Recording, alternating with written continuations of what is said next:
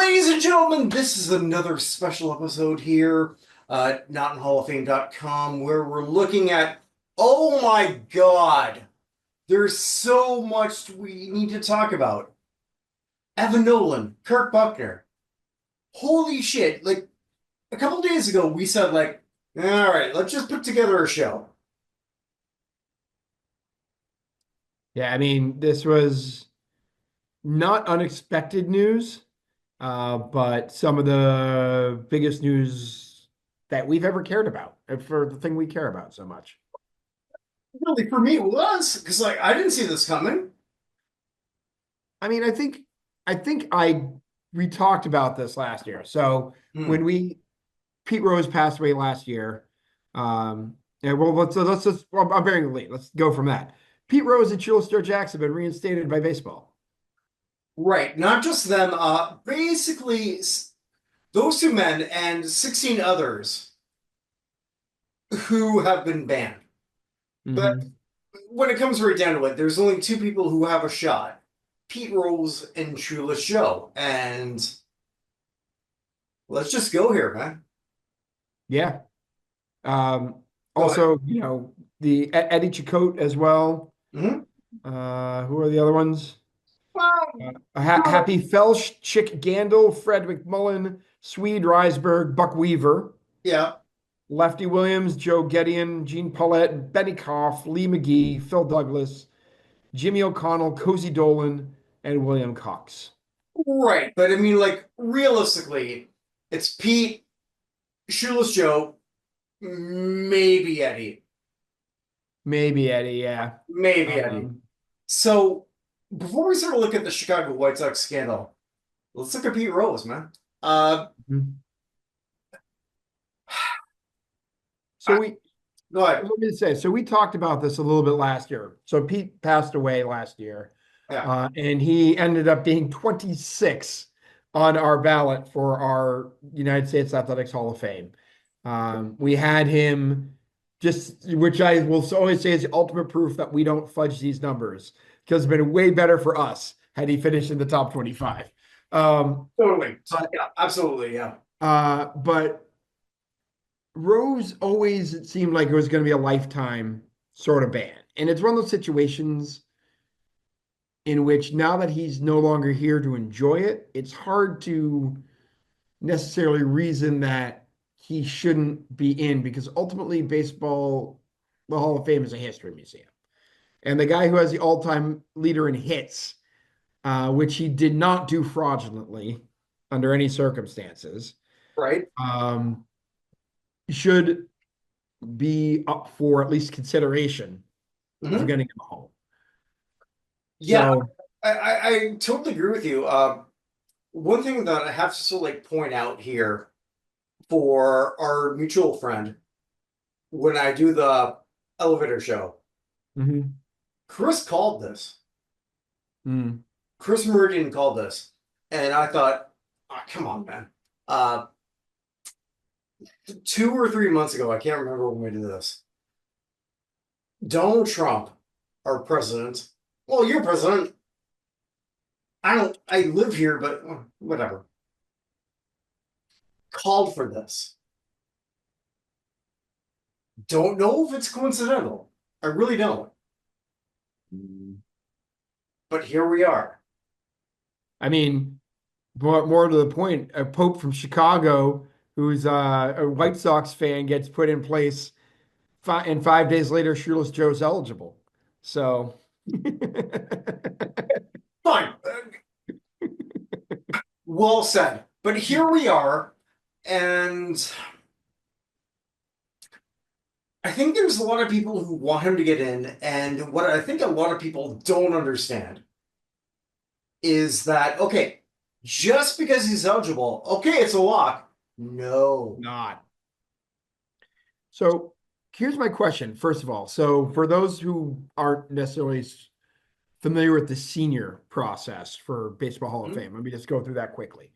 The way it's set up now, there are three committees. So there's the modern era committee, which is split into two parts. There's the modern era, meaning players who have had most of their careers now since 1980. Then there's the second part of the modern era committee, which is managers, executives, umpires, commissioners, people like that, people off the field associated with baseball. Mhm. And then there's the last committee, which is basically all those people I had mentioned before who are before 1980. So it could be managers, it could be like Billy Southworth, former manager of Cubs, is one of the people who could be up there against, for example, Shoeless Joe, right? Right. Yeah. So Rose is interesting because I think he probably belongs in that last category. He played after 1980, Mhm. but the vast majority of his career, the important part of his career, was played mostly in the 1970s.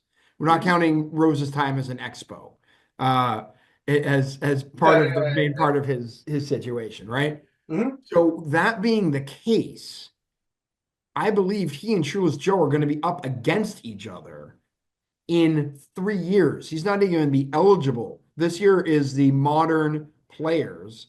Next Yeah. year is the 27. modern coaches and contributors. And Right. then after that, in 2027, that's when we get to that. So there's going to be 3 years of debate even getting there. So even though he's now eligible, I don't think he gets discussed for another 3 years at least.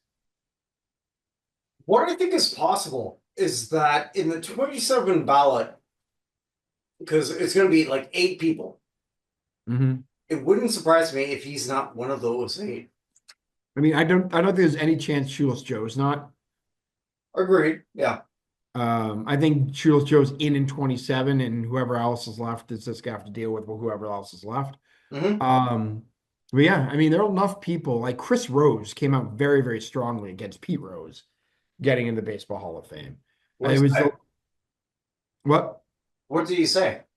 I'd have to go get it. But it essentially basically came down to like a lack of contrition for like had he apologized for like, hey, he eventually said he bet on baseball, but had he just said that from the beginning, it's the Andy Pettitte. I only used steroids once. Who knows whether that's true or not, but he at least got out and admitted it, right? Mhm. FP Santangelo did the same thing, but FP Santangelo is not getting in the Baseball Hall of Fame. Um, so, and had he come out and done it, that'd have been one thing. He also has the off the field stuff outside of his time as a player, which Right. is going to complicate things as well. Do you want to go with there? Right? I mean, you had more of a discussion about this online today than I did, so I'll let you go there if you don't Okay, mind. yeah. Long story short, Pete, when he was in his early 30s, fuck, I hate saying this, Mhm. had an entanglement with somebody who was 15. Mhm. And oh my God, I don't even want to go any further with this, but I mean, just you can leave it there. yeah, You can leave it there, and that's one of those things that is specifically complicated yeah, when it comes to this there. sort of thing. I mean, they're supposed to just talk about what happened on the field.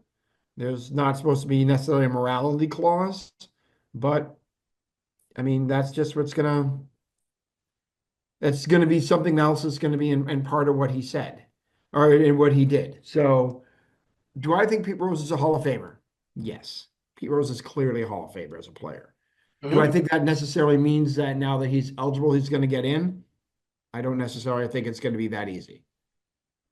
Yeah, I agree with you. I here's what I predict. Uh, Pete and Shoeless will be on the 27 ballot, Mhm. but Rose isn't getting in. That's what I It's predict. entirely possible. Yeah. And if he was alive, he would say like, okay. Yeah. Yeah. So just looking at that 27 ballot, um, so from the era committees, just trying to see who we had from this last year. So we elected Dick Allen finally, ridiculously late for him, and Dave Parker, who had his own sort of issues as to why he did not get in. Right. Um, so I'm just trying to figure out who was left over from that. Do you have that in front of you? I meant to get that and I forgot to get it. Here it is. No, no. I have it right here. Pardon me, no. Finally. So Ken Boyer, John Donaldson, Steve Garvey, Vic Harris, Mhm. Tommy John, Louis Tiant. Which bluntly, Pete is way ahead of them. ahead of all of them, right? Yeah. Now we elected two, right? So we elected Dick Allen and Dave Parker. So you can neatly fit Rose and Jackson into those spots without having to do anything else.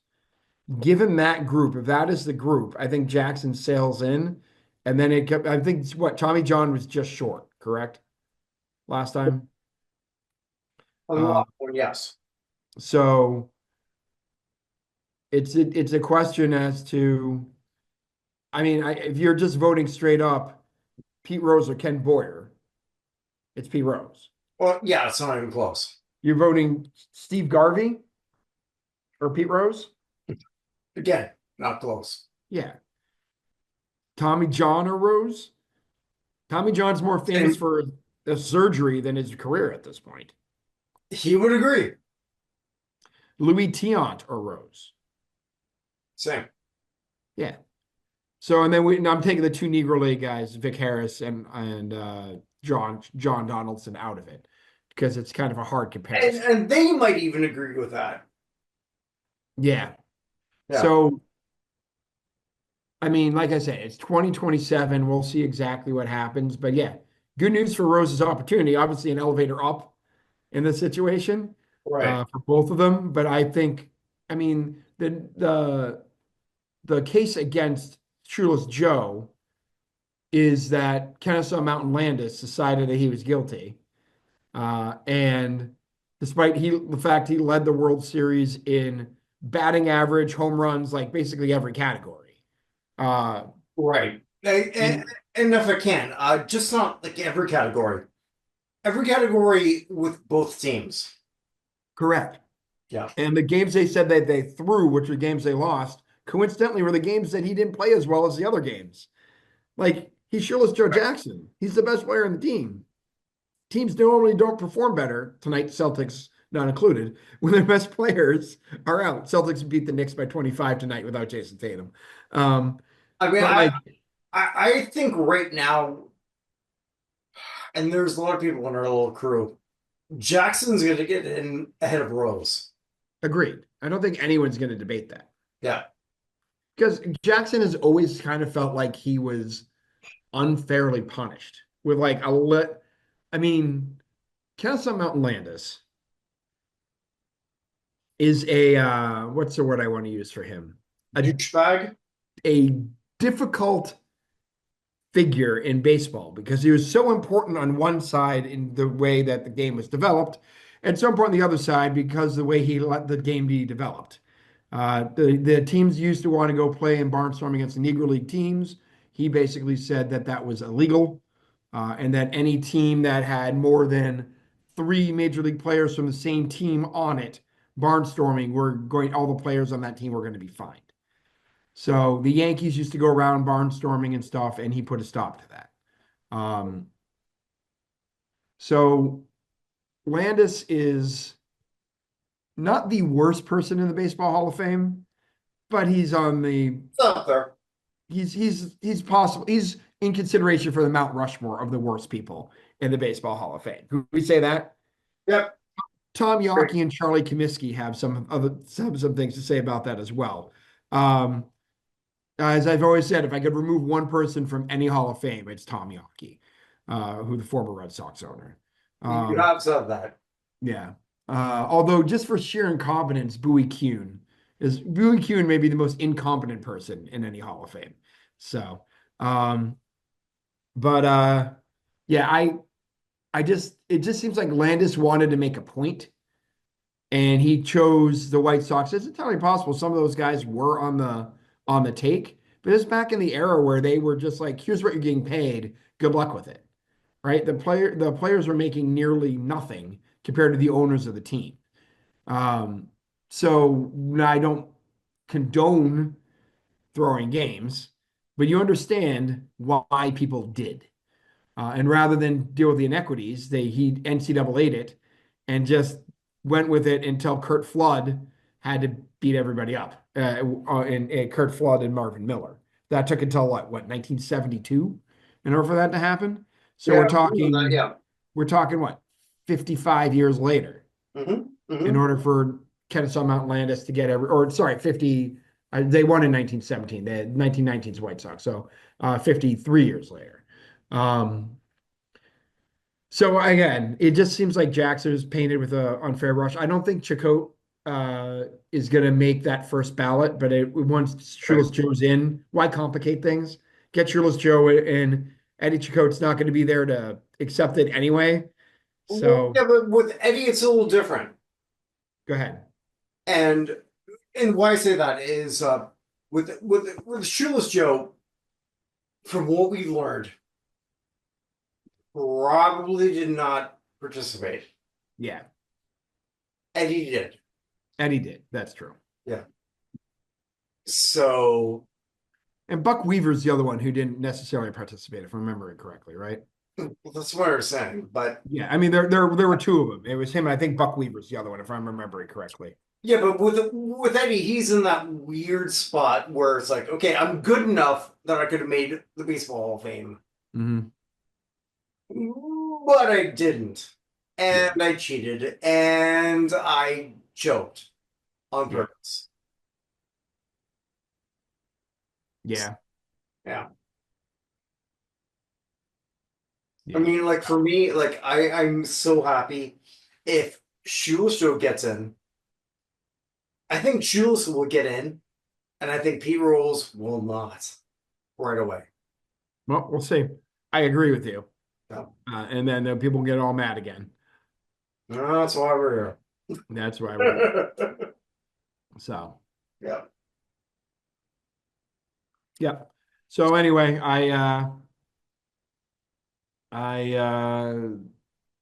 am happy to see that this has changed.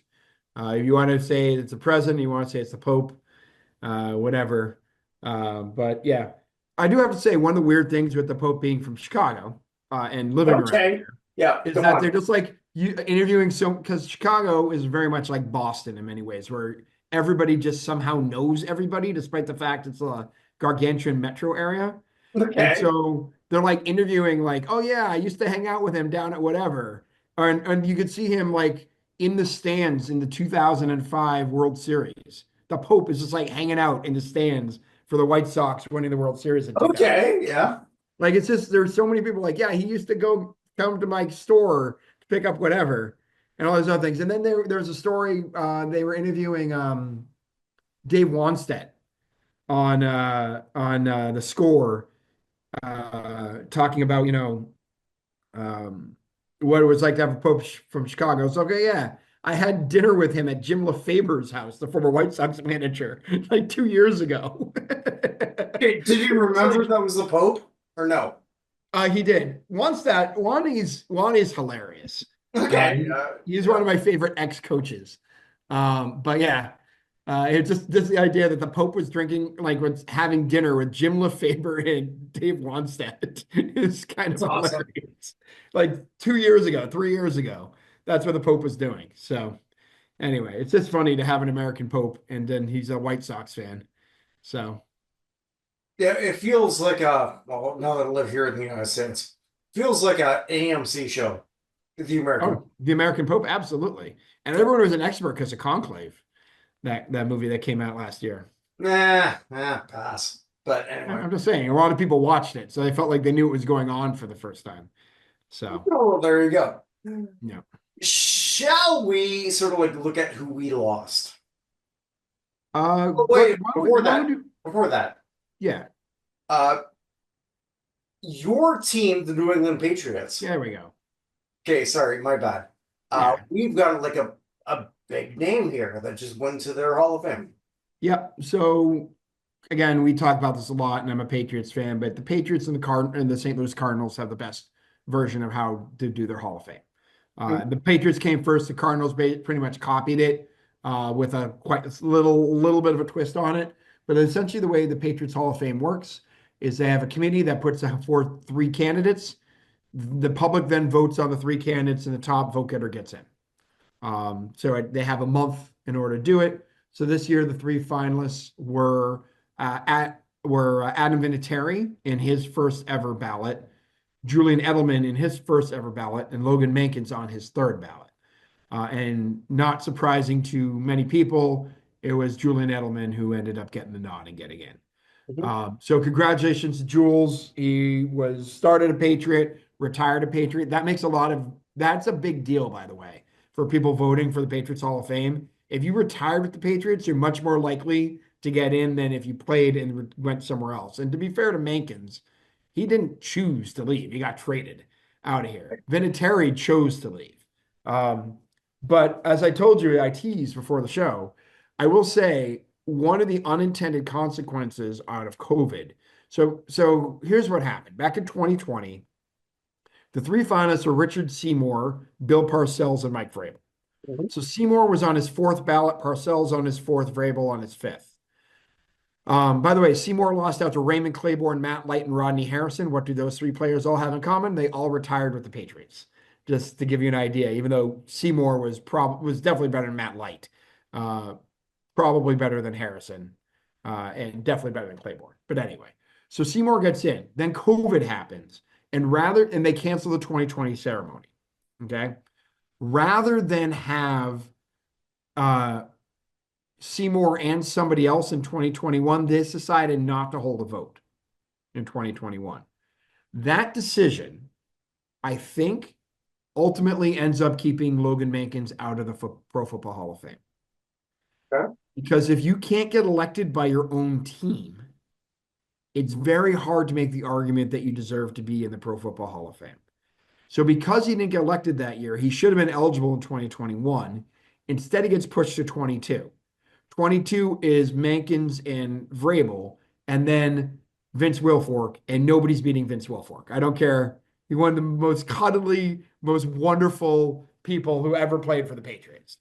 So Wilfork gets it in 22. He gets us to 23. We have Vrabel, Mankins, and Parcells is back. So that comes down to Vrabel or Mankins. Vrabel's his seventh time on the ballot. He finally gets in. 2024 is the Tom Brady Ascension Tour. They don't even have a vote that year. Why you bother having a vote Yeah, against Tom yeah. Brady? I felt the same way when Bruschi was up.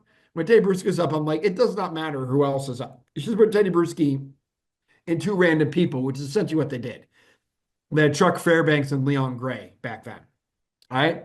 So Brady gets in. Now 2025, we have Edelman, Mankins, and Vinatieri. Edelman is in. They put Parcells in as a senior candidate. But here's the problem for Mankins. Next year, eligible for the first time is Rob Gronkowski and Devin McCourty, both of whom will get in before Mankins. It would not surprise me to see Mankins dropped from the ballot and have McCourty, Gronkowski, Vinatieri as your three choices. Mhm. Gronk is getting in. Let's stop right there. The next year, Matthew Slater, nine-time first-team All-Pro special teamer, is up. Played his entire team with years career with the Patriots. Very, very well respected in the locker room. A captain for 11 seasons.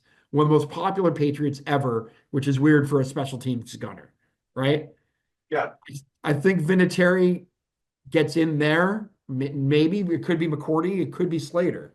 Then the next year, once that's cleared out, now you have David Andrews, who was the center on all those teams and a captain for years and years and years and spent his entire career with the Patriots. So now at this point, one of those guys is getting in. Mankins is still behind whichever the other two remain. It's just he's going to be forced out now. 2026 is Gronkowski. Let's say 27 is Vinatieri. 28 is Slater. 29 is McCourty. Now we're up to like 2030 is Andrews.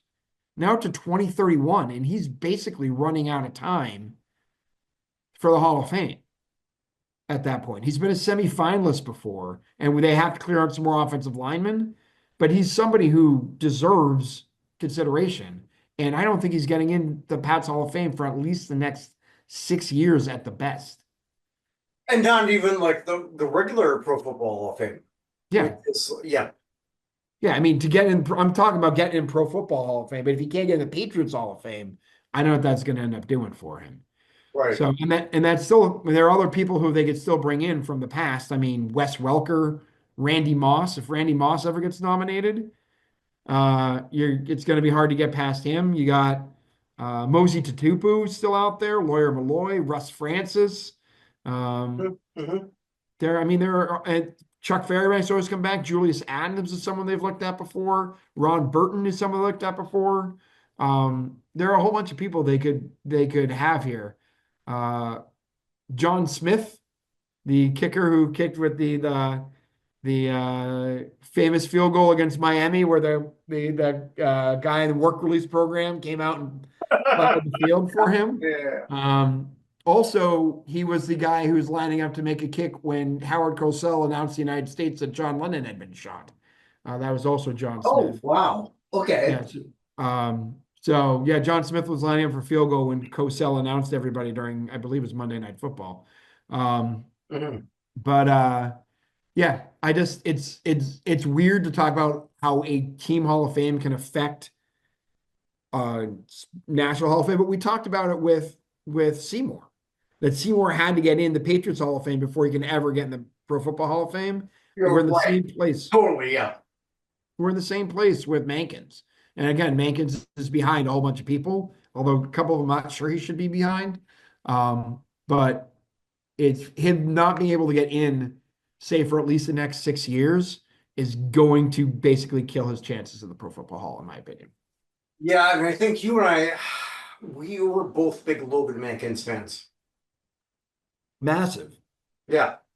In terms of like the Pro Football Hall of Fame. So, I mean, he was yeah. he was the best offensive lineman on the team for a decade and somehow didn't win a championship. He was on that '07 team and the 2011 team that lost to the Giants.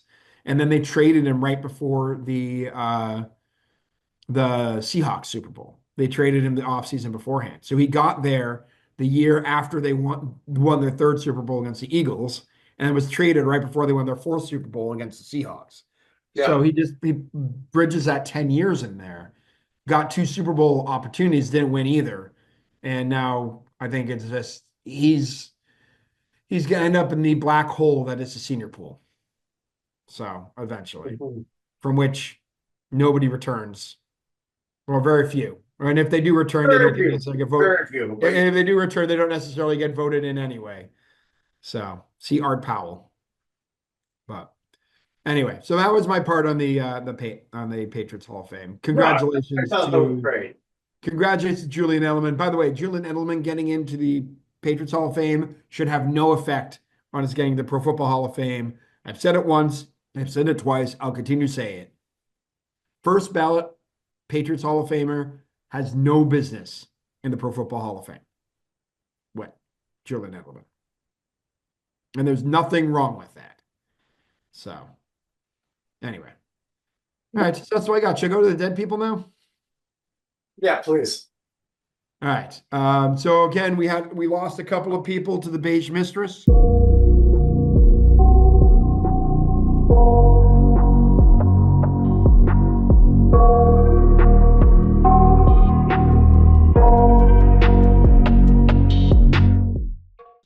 Unfortunately. Svetislav Sasic, the modern pentathlete who competed in the 1976 Olympics, winning the bronze medal in the team event, passed away at the age of 77. And Ferenc Mohashki, who won the bronze medal in the men's canoe sprint at the 1956 Games in Melbourne, also passed away at the age of 95.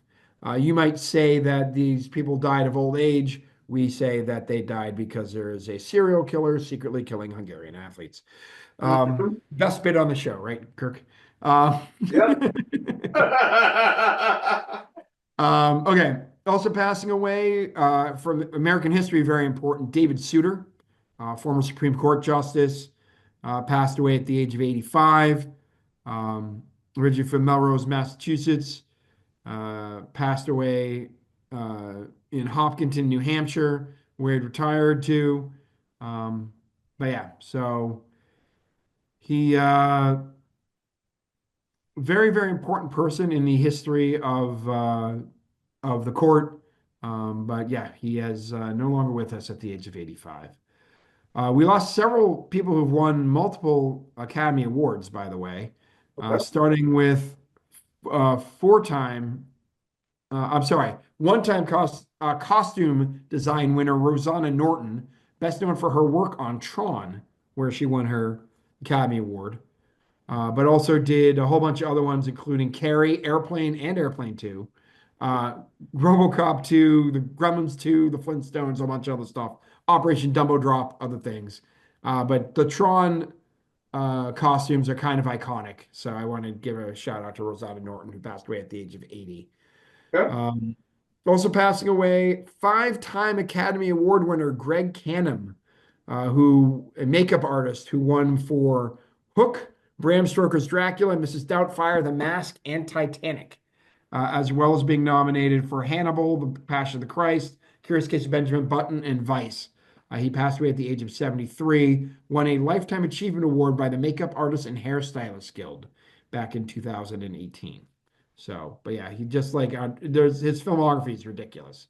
But he has I'm sorry, he won for Bram Stoker's Dracula, Mrs. Doubtfire, Curious Case of Benjamin Button, and Vice, as well as getting a Technical Achievement Award, which is essentially a Lifetime Achievement Award from for makeup artists from the Academy. And the last one I want to bring up, one of the most important directors of for a long time, Robert Benton, passed away at the age of 92, won the Academy Award for Best Director and Best Adapted Screenplay for Kramer versus Kramer, among other things. He also won Best Original Screenplay for Places in the Heart in 1984.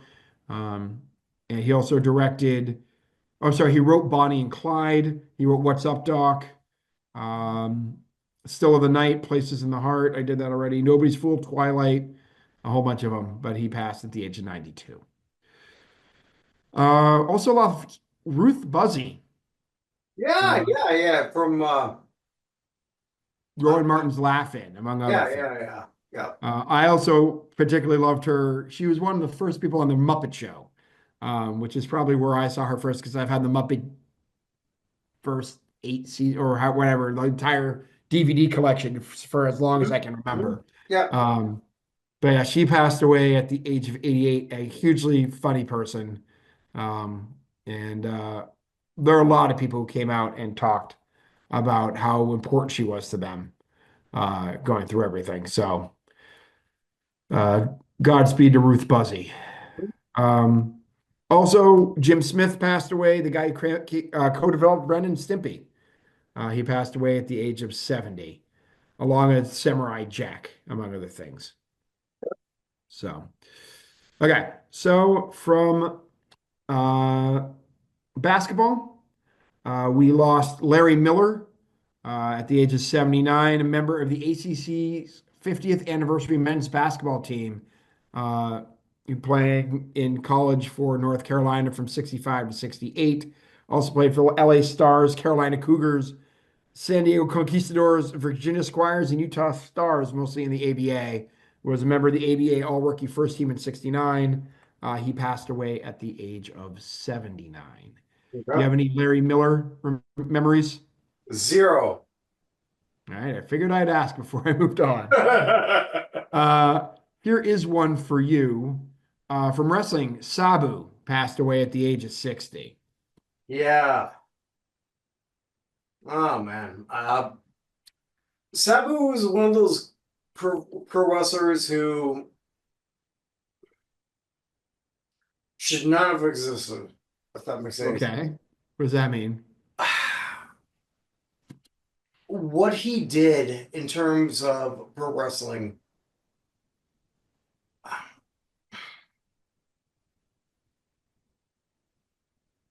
the what he did was wrong. Does that make sense? Okay. So like whenever times he would pro wrestle,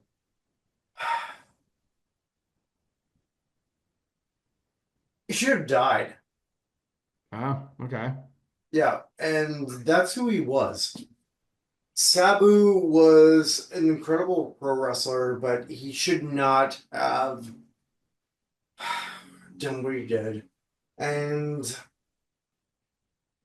for him to sort of like continue, Okay, obviously you didn't see what he did. No, So I have no idea who Sabu is, so I'm leaving this yeah, all to you. yeah. So like Sabu's finals match was he was like 60 and he could barely move. Hmm. Barely. And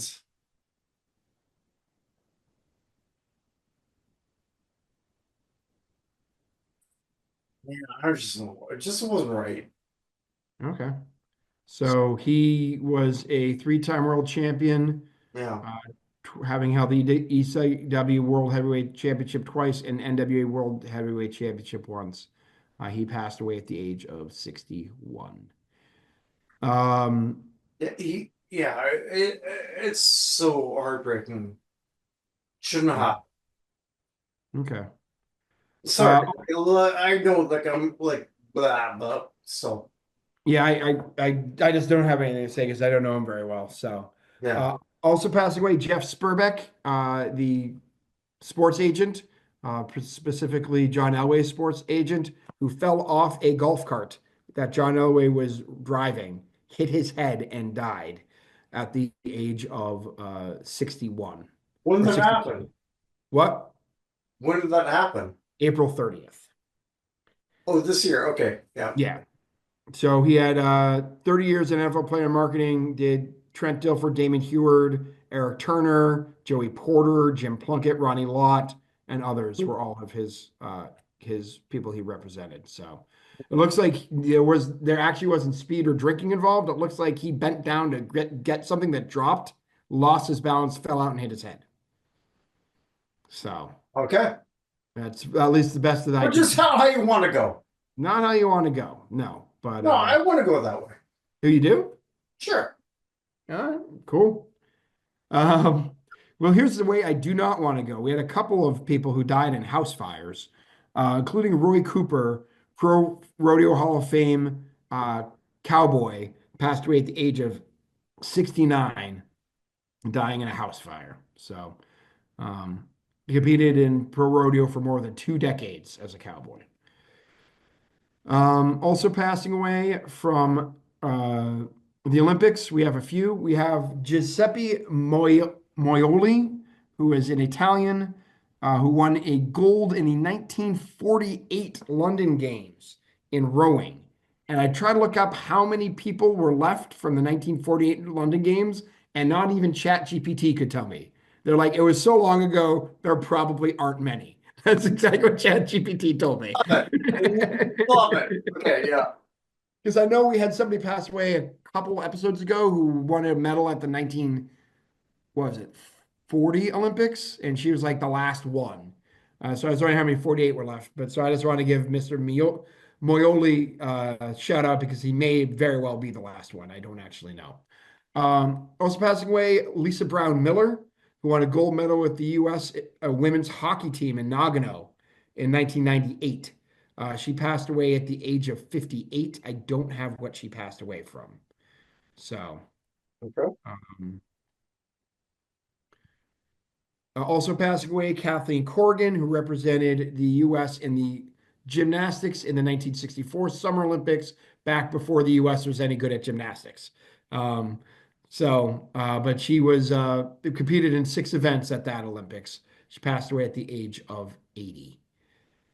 Um, Okay, also passing away, Canadian dirt modified racing driver and engine builder Ovoid Doiron, passed away at the age of 84, won 25 championships in modified racing and had over 300 career wins. Member of the Northeast Dirt Modified Hall of Fame from 2012. So there you go, Canadian racing legend, I suppose. Yeah, Um, apparently. Didn't know we had so many. Yeah. Also passing away, Luis Galvan, a member of that 1978 team that won the World Cup in Argentina's home country, their first time they won the World Cup. Started every game in that tournament. Um, he passed away at the age of 77. He died, he had had kidney problems leading up to that, but he um, basically played right in the center on the back uh, with he was center back. He and why can't I think of the guy who played with him. I had it in my head. Daniel Passarella, who was the team captain. Those were the two guys in the center and the back for that Argentina team. Played most of his career for Talleres de Cordoba. Had 267 games with them back in the Argentine league. From the sport of baseball, Chet Lemon passed away at the age of 70. Very, very good baseball player. Very good. Played the White Sox from 75 to 81, the Tigers from 82 to 90. When I was a kid, I thought that every team had a player who had a last name that had something to do with food. Because we had Jim Rice, we had Darryl Strawberry, we had Chet Lemon. Hmm. So was a member of that 84 Tigers team that won the World Series. Hmm. Um, yeah, do you have anything to say about Chet Lemon? No, no, you nailed it perfectly. Chet Edelman did win one of those World Series championship, and what was that guy who was sort of like the number three, number four on that team? So yeah, I'm sorry. no, Lemon was like a number three or number four on that guy on that squad. Yeah, I Yeah. understand what you're saying. I didn't understand didn't hear you the first time. He's a very good defensive center fielder. Um, and still since 1951, he has the most putouts in a season, 512 outfield putouts in 1977, fourth highest ever in baseball history, and the most since 1951. So, but yeah, he also got hit by pitches a lot. He led the league four times in getting hit by pitches. Yes, he Um, did. Yep. yeah, but he was never a Hall of Fame player, but he was a very good, very consistent player you'd want on your team Right. for Absolutely. Yep. years at a time. So yeah, he passed away at only the age of 70. Um, excuse me. Also passing away. Where is he? There he is. Rich Rollins, uh, third baseman with the Minnesota Twins, Seattle Pilots / Milwaukee Brewers, Cleveland Indians, two-time All-Star back when they had two All-Star games a season back in 1962. He passed away at the age of 87. So he was one of the original Seattle Pilots. You can't be too many of those guys left either. Very good. Um,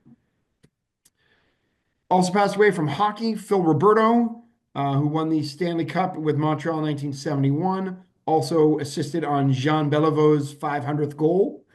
He passed away at the age of 76. My favorite fact about Phil Roberto is his hockey card in 1973-74 Okay. Yeah. Yeah. is a picture of him fighting Islanders goaltender Billy Smith, which was the first time a player was shown fighting on a hockey card. I want that card. I want that card now too. I saw it as soon as I saw it. But yeah, he passed away at the age of 76 in Niagara Falls, in Ontario. So Very cool. I want that. But yeah. uh, maybe a slightly bigger name. Ed Van Imp passed away at the age of 84. Played from 61 to 77 with the Blackhawks, Flyers, and Penguins. Won two Stanley Cups with the Broad Street Bullies in 74 and 75. Ice hockey defenseman. Uh, Played three All-Star games, 69, 74, and 75. It was inducted to the Flyers Hall of Fame in 1993. Yeah. Um, Very good player. Yeah. yeah. And also, maybe another one was the Super Series in 76.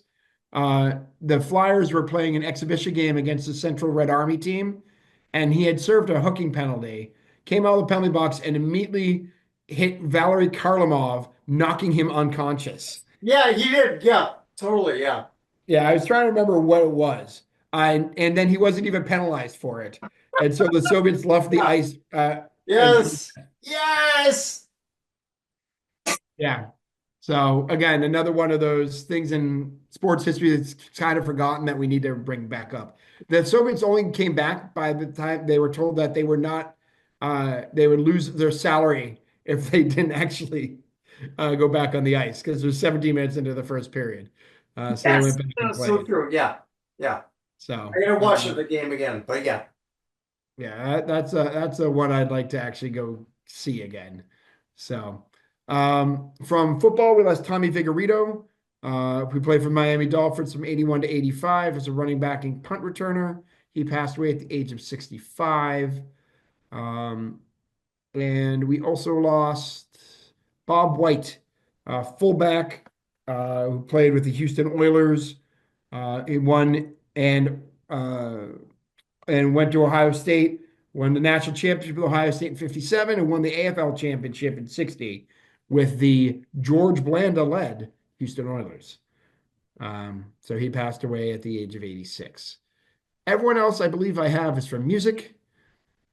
So we'll start with John Edwards, who was a solo soul singer, but then later would become the lead singer of the Spinners from 77 to 2000. It's not one of the original Spinners. Those guys are all gone now. One of the later Spinners.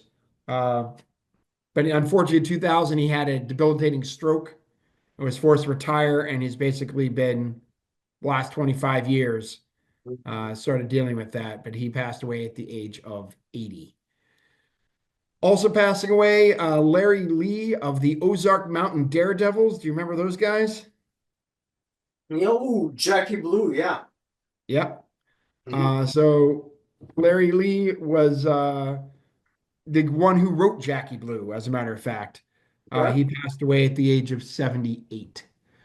Also passing away, Tejano and Texas country music singer Johnny Rodriguez, who had a string of country hits in the 70s and 80s, including You Always Come Back to Hurting Me, Desperado, Down to the Rio Grande, and Foolin'. Had 6 number one hits in his country career. He passed away at the age of 73. Um, Also Okay. passed away, Mike Peters, best known as the lead vocalist of The Alarm. Do you remember The Alarm? Yes. Yeah, very well, yeah. Sold me down Uh, the river, yeah. Very well. exactly. He passed away at the age of 66. What did he die of? I wanted to say, I didn't actually see that. He died from Richter's syndrome, which is a form of something associated with leukemia. So, but he Yeah, passed no, away. I remember him very well. But yeah. Also, another one, the great blues guitarist, Joe Louis Walker, passed away at the age of 75. You know, when I always say these things, he played with whoever. Joe Louis Walker played with Wilson Pickett, James Brown, Bobby Womack, Otis Redding, John Lee Hooker, Buddy Miles, Otis Rush, Thelonious Monk, the Soul Stirrers, Steve Miller, Nick Lowe, John Mayall, Muddy Waters, Jimi Hendrix. You know, just a few Who guys else? who you might have heard of. Who else? I've left others out. Um, but yeah, a very, very talented guitar player. Joe Louis Walker passed away at the age of 75. And not the biggest name, but one I want to spend a little time talking about. I told you one person died in a house fire. This is the other one who died in the house fire. Jill Sobule passed away at the age of 66. Mm-hmm. Best known for probably the single I Kissed a Yes, Girl. a girl. Yeah. Yeah. Also, if you ever have the Clueless soundtrack, which we have in our house, Supermodel from that soundtrack is also Jill Mm-hmm. Sobule.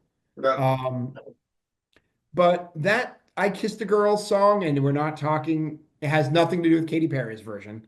There's no cherry chapstick in the I Kissed a Girl. It Yeah. was kind of sweet and innocent, but also probably one of the first mainstream lesbian forward songs that ever was really out there. It was the mid 90s. People are afraid of the gay plague. And there aren't that many. It was kind of it may not have had the importance to the country at large, but within the LGBTQ plus community, that's kind of a landmark song. Because like I said, there aren't a ton of them before 1995 that are out there. Right. So was this that big at that point? Because I don't know. I mean, I remember being on the radio and being like, "Oh my God, what is this?" In Boston. Mm-hmm. Um, so I don't exactly know uh, how it did, but I mean, and again, I'm looking at this now as a 46-year-old man, thinking back to when I was 16, right? Um, but I kind of feel like that was a very important song and the way that music has gone, Mm-hmm. ultimately based on the subject. I mean, there's nothing particularly special about it. It's kind of a I mean, it's not that far from anything that Sixpence None the Richer ever sang. You know what I mean? Um, Right. Yeah, no, true. So I'm just like wondering how that so means to you. So yeah. I mean, it was just one, again, I just thought it was a very important one to me specifically, not as much other than I remember being 16 and being like, oh my God, I can't believe they have a song about a girl kissing a girl on the radio. This was back when for those guys who weren't alive then, someone asking what if God was one of us was getting their album burned at certain churches. Uh, wait, what? yeah, there was a whole thing with the certain Christian denominations being very upset with Joan Osborne asking just the philosophical question is, what if God was one of us, just a stranger on the bus trying to make his way home? Um, God damn, what fucking country have I moved to? But anyway, I mean, yeah, have you do you know the band Sports Team? yes, I do. Have you heard their new song Bang Bang Bang? I do not. Their new song, Bang Bang Bang, is a banger of a song, but with his accent, it's kind of hard to understand what all the words he is saying is or are. And so I went and looked up the lyrics today, and you want a song of somebody from outside the country traveling through the country giving a political critique about what's going on. Uh, that song, Bang Bang Bang by Sports Team, is one of the most brutal investigations of a city of a country I've ever seen. So, um, yeah. So I'm trying to look for the official lyric I was looking at. Yeah. So he don't get hard unless he takes his gun to bed, and little Jimmy gets a B in mass, 2 shots in the head. Washington gets dinner dates and fancy IPAs, and Newtown still gets robocalls from the NRA. That is, and you don't necessarily know it because it's so peppy and upbeat, but that song is, first of all, amazing. But now that I understand the lyrics, I'm like, holy crap, I can't believe this is on the radio. I think it's like most people aren't going to necessarily understand all the lyrics. So, because of the way they sing it. But I highly recommend Bang Bang Bang. It's a banger of a song. It's already on my list of top 46 songs from 2025. So be towards the top. Okay, so where do we go from here? Where do we go from here? Well, I mean, I think next up, speaking of America and critiques, I guess, weirdly, next time we meet, I think we're going to be announcing our nominees, right? Yes, we are. Yeah. It's not going to be very long from now. The Pro Football Hall of Fame, not Pro Football Hall of Fame. We are going to decide like where. All right, help me out here. Well, I mean, we're going to be announcing the 20 candidates we had that was voted on by our committee. We're Mhm. going to be joining the ballot full time here going forward that you can vote for. We had 25 get elected last year. Every year we have the nominee process. We have to determine where to make the cut line. We don't have an official cut line. We kind of feel like it needs to be around, like you have to be on one out of every three ballots, which seems fair because there's 132 people you can vote for. You can only vote for 25. So being on a third of the ballots is actually pretty darn good in that scenario, which meant that we had 10. I mean, you need at least 10 votes this year, and that gave us 20 people. So we're going to have a fewer people to vote for this year, but I don't think that's a big deal. We still have some incredible candidates who ended up like just one vote short, who we will see going forward. And we'll talk about that next time we meet. Sounds good. So wherever you are, wherever it may be, make sure to count because it never comes again. All right, take care, guys.